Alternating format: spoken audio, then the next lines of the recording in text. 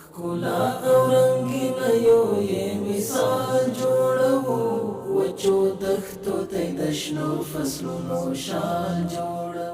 د کابل ښاروالۍ تنظیمي پرسونل اوسمهال د 5مې او 6مې ناحیې اړوند د پولو سوخته تر پله لاندې د هغه کثافاتو په پاکولو او لېږد بوخت دي چې کلونه کېدل په یاده سیمه کې د رودو کسانو د شتون له امله رامنځته شوي وو.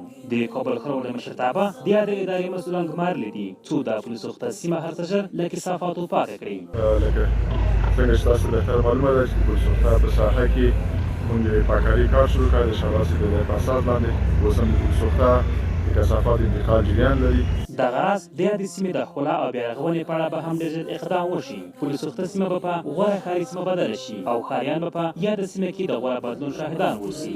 نړۍ سیال جوړولو ته یې وینې او خولې ورکوو، هر زحمت او هر تکلیف